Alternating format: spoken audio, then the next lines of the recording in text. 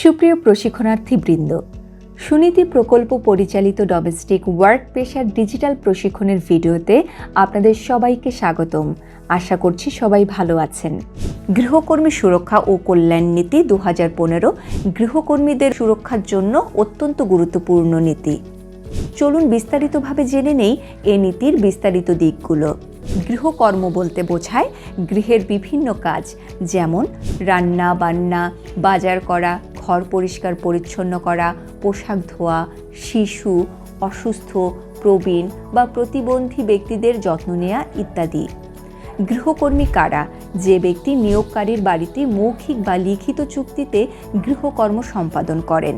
এক্ষেত্রে মেস বা ডরমিটরিও গৃহ হিসেবে গণ্য হবে। নিয়োগকারী কারা? যিনি নিজের গৃহ, মেস বা ডরমিটরিতে গৃহকর্মী নিয়োগ করেন। শোভন কাজ বাংলাদেশ ILOর শোভন কাজ কর্মসূচির সক্রিয় অংশীদার। গৃহকর্মীদের জন্য এ কর্মসূচির প্রযোজ্য অংশ বাস্তবায়ন নিশ্চিত করা। নীতিমালা বাস্তবায়নের দায়িত্ব কার? শ্রম ও কর্মসংস্থান মন্ত্রণালয়, জেলা প্রশাসক, সিটি কর্পোরেশন, উপজেলা নির্বাহী অফিসার, ক্যান্টনমেন্ট নির্বাহী অফিসার ও স্থানীয় সরকার, মেয়র অথবা চেয়ারম্যানের কার্যালয়। গৃহকর্মীর মজুরি নির্ধারণ পূর্ণকালীন, উভয় পক্ষের আলোচনার ভিত্তিতে সামাজিক মর্যাদা ও জীবনযাপনের উপযোগী। খণ্ডকালীন, কাজের ধরন বা সময়ের ভিত্তিতে। মজুরি প্রদান প্রতি মাসের মজুরি পরবর্তী মাসের 7 তারিখের মধ্যে পরিশোধ করতে হবে।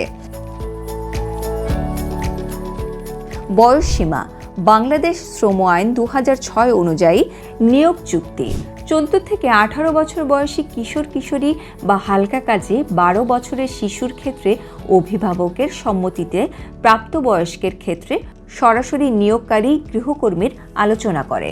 চুক্তিতে অন্তর্ভুক্ত থাকবে নিয়োগের ধরন ও তারিখ, মজুরি ও কাজের ধরন, বিশ্রাম, ছুটি, থাকা খাওয়া, পোশাক পরিচ্ছদ।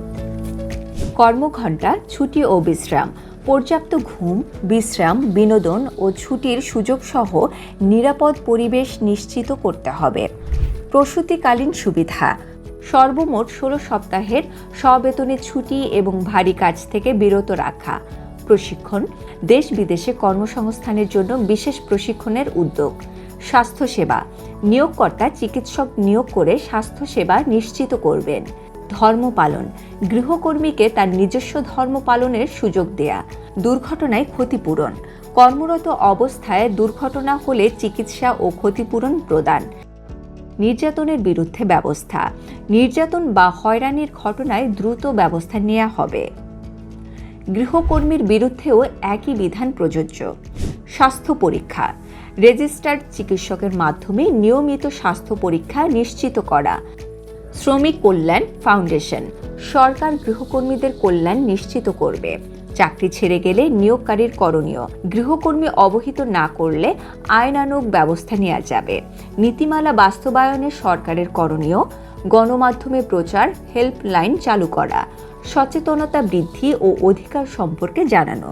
নিয়োগকারীর কর্তব্য গৃহকর্মীর প্রতি মানবিক আচরণ, শারীরিক বা মানসিক নির্যাতন না করা, মৌলিক মানবাধিকার নিশ্চিত করা। গৃহকর্মীর দায়িত্ব বাড়ির দেখাশোনায় বিশ্বস্ত থাকা, অনুমতি ছাড়া বাড়ি না ছাড়া, অপরিচিতের সঙ্গে কথোপকথনে সতর্ক থাকা, পরিবারের সদস্যদের প্রতি যত্নবান হওয়া, ক্ষতিকারক আচরণ থেকে বিরত থাকা। অভিযোগ জানানোর পদ্ধতি নিয়োগকারী কর্তৃক নীতি লঙ্ঘন হলে সরকার নির্ধারিত মনিটরিং সেলে অভিযোগ দায়ের। চাকরি অবসানের নিয়ম কমপক্ষে 1 মাস পূর্বে অবগত করা বা 30 দিনের মজুরি প্রদান করা। প্রিয় প্রশিক্ষণার্থী, আসুন গৃহকর্মী সুরক্ষা ও কল্যাণ নীতি সম্পর্কে সচেতন হই এবং অধিকার নিশ্চিত করি। সবাই ভালো থাকুন, সুস্থ থাকুন।